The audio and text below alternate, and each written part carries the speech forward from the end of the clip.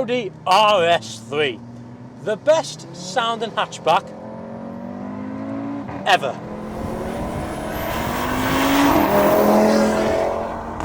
See, I've had a really long, hard think about this one.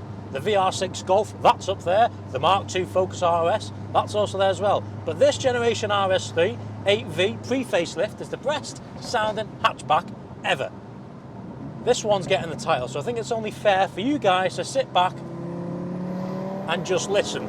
Take it in.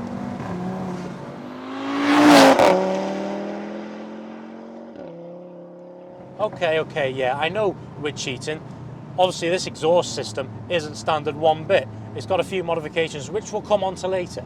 But with the potential to sound like this, oh, why not? It's just glorious.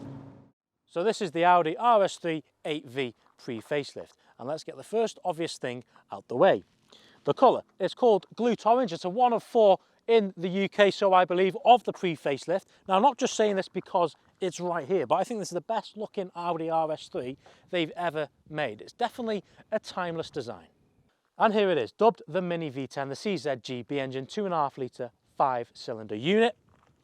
Now, the original figures on this is 362 horsepower and 470 Newton meters of torque. However, this has an MRC Stage 2 tune on it, plus, and that plus means it's got an upgraded fuel pump. It's also got a Leo induction kit and a Forge intercooler and a Miltech downpipe. Now, the difference between the Dazza engine and the CZGB is this is an iron block, where the Dazza engine is an aluminium block. And this now produces 444 whopping horsepower.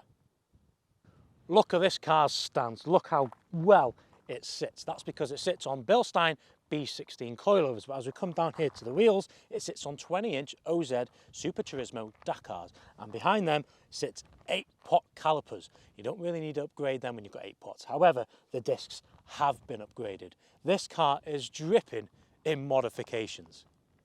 Now on to the rear. I think this is the best bit about the RS3. Look at the way that sits. It's got all this nice black lips here, all the black badging, all the diffusers, and a full Miltech exhaust. And it sounds something like this.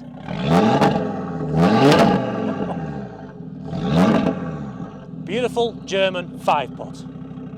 This car is equipped with some lovely optional extras, starting with this panoramic sunroof. It's got all this carbon fibre interior trim. The infotainment screen is bigger. It's got Bang & Olufsen sound system, and it's also got a reversing camera. And you can also reverse in style in these Super Sport seats, which has these diamond stitch. That's very Audi. Right, I think it's now time to do a launch.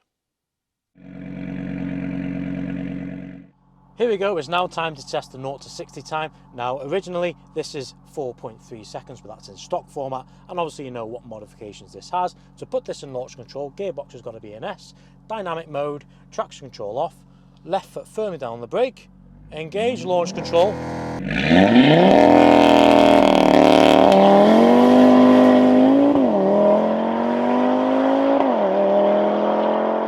And go. Wow! 3.67 seconds. That's supercar territory. Wow, this just hooked up and went so aggressive. 3.67. I'm pretty sure that's number 3 in the leaderboard. Just behind an Audi R8 V10 and a Porsche Turbo S. Not bad company.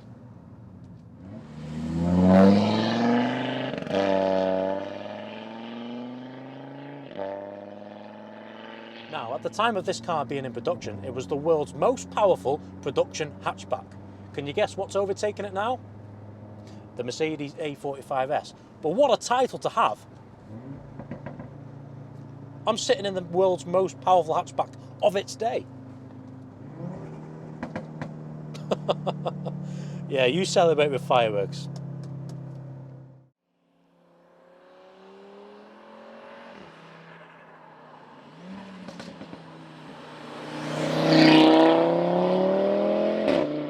Now, this was the first generation Audi RS3 to have that MQB platform, new chassis, 55 kilograms lighter than the previous generation.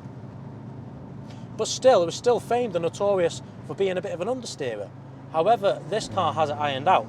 A H&R anti-roll bar on the rear only. Apparently if you put the upgraded anti-roll bar on the rear, it sorts the whole car out. I mean, I would have thought you'd have to upgrade the front in order to sort that out, but I mean, I gotta say, how this responds in the corner, it's like a go-kart. I don't get the hype around these RS3s being an understeer, because this car just flies around the bends and it responds to hard driving really, really well.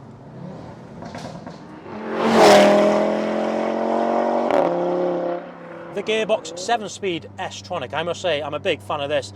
The changes are lightning quick.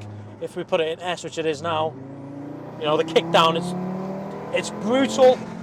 And if we hone it back a bit, put it in manual, so in third gear, second gear, second, there's third, little fart when it goes, Isabel. Little DSG fart, I would have imagined. Yeah, the gearbox is glorious.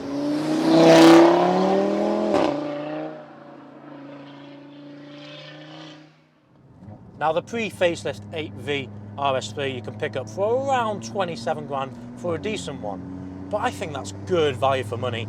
The sound, everything you get, it pretty much ticks every box.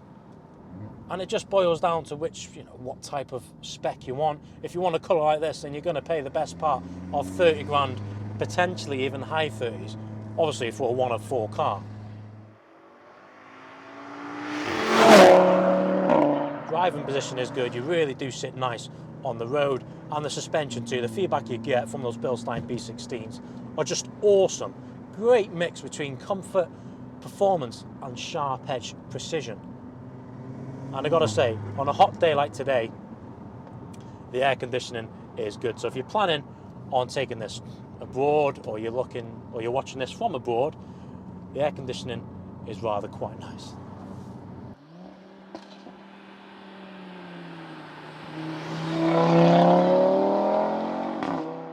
It's just, that sound for me is glorious. You would never get sick of hearing that, and for 27k, or a little bit less if you really want to get into one, I don't think there's any better sounding hatchback out there. Oh, and the way this thing comes up in the rear view mirror as well, if you get followed by this, it's that death stare. It looks so mean, and it just wants to go and eat you alive.